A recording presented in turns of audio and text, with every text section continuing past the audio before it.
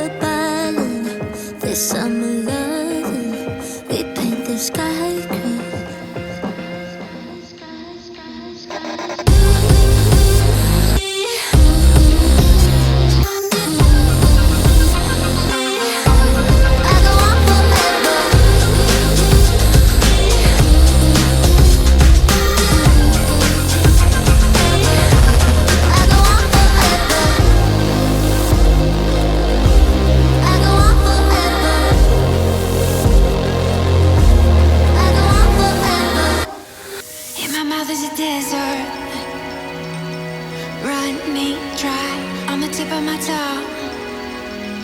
I can taste your lies. How to measure the love you throw around. I could never hold you down.